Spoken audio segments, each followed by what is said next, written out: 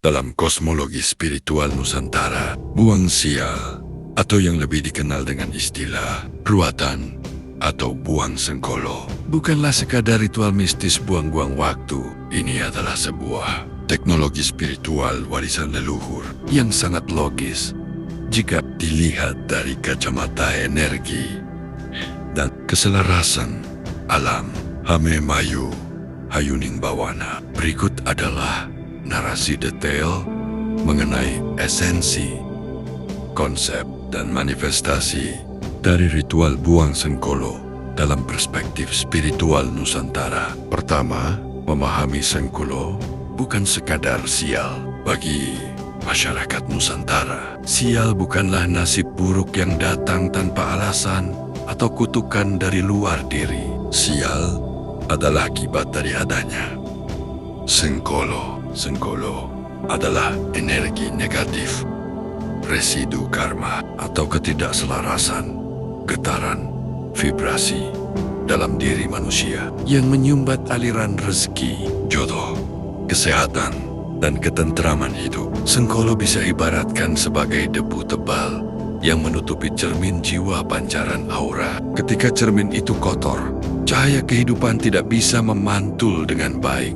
Akibatnya, seseorang sering mengalami kesialan bertubi-tubi, salah paham dengan sesama, atau selalu gagal selangkah sebelum sukses. Jenis-jenis sengkolo yang populer dalam pakem Jawa: sengkolo keblat papat, ketidakseimbangan energi dari 4 penjuru mata angin, atau sedulur papat yang tidak terawat. Sengkolo kluring, sial yang menyebabkan sering sakit-sakitan atau kecelakaan fisik. Sengkolo kebo, kemali, energi negatif yang menyumbat datangnya jodoh atau membuat hubungan asmara selalu kandas. Sengkolo rezeki seret, tersumbatnya aliran kelimpahan karena watak, perilaku, atau tempat tinggal yang tidak selaras. Kedua, esensi ruat atau buang restorasi kosmis. Menghilangkan sengkolo disebut dengan meruat,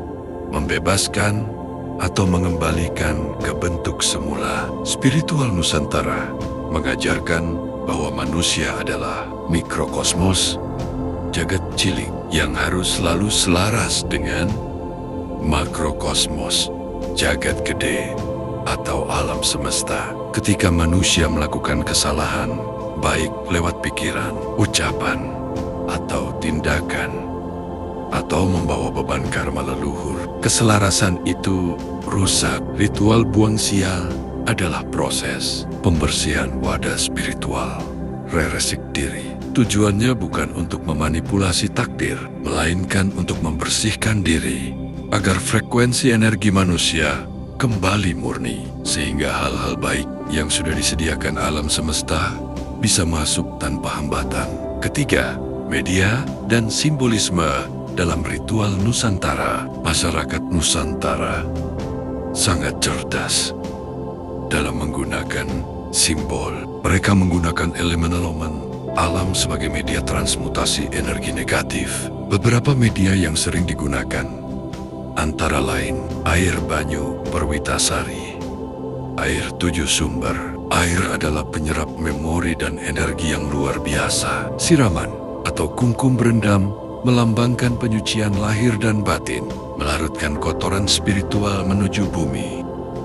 Bunga setaman, mawar, melati, kantia, kenanga bukan untuk makanan makhluk halus, melainkan sebagai terapi, wangian aromaterapi tinggi untuk menaikkan vibrasi aura dan mengundang energi positif para leluhur atau malaikat. Gunting rambut, potong kuku. Rambut dan kuku dianggap sebagai bagian tubuh yang menyimpan rekaman energi masa lalu. Memotong dan melarungnya melambangkan pemutusan rantai kesialan masa lalu. Sesaji dan tumpeng merupakan simbol rasa syukur dan pajak ekologis kepada makhluk-makhluk tak kasat mata di sekitar kita, agar hidup berdampingan dengan harmonis tanpa saling mengganggu. 4. Prosesi spiritual dari lahir ke batin. Segara Detail. Prosesi buang sengkolo tradisional biasanya melibatkan beberapa tahapan sakral. A. Niat dan sungsung penyadaran diri. Sebelum ritual fisik dimulai, pelaku ruat harus melakukan eling sadar. Mereka harus mengakui kesalahan masa lalu, meminta maaf kepada bumi, langit, orang tua, dan diri sendiri. Tanpa tobat batin, ritual fisik hanya akan menjadi mandi biasa. B. Prosesi pelarungan atau penguburan. Energi negatif yang telah dipersonifikasikan ke dalam media seperti pakaian bekas, potongan rambut, atau ayam cemani akan dilarung ke laut selatan atau sungai besar atau dikubur ke dalam tanah, dilarung ke air. Simbol mengalirkan masalah agar larut dalam samudera luas yang tak bertepi, dikubur ke tanah. Simbol mengembalikan energi negatif ke ibu bumi, ibu pertiwi, untuk didaur ulang menjadi energi kehidupan yang baru. C. Tirakat dan Tobobroto Baskarwat. Setelah pembersihan, wadah spiritual yang kosong harus diisi dengan energi baru yang positif. Caranya adalah dengan melakukan tirakat puasa weton, muti, hatta ing dibleng, serta menjaga ucapan dan pikiran meper hawa nafsu. 5. Perspektif modern.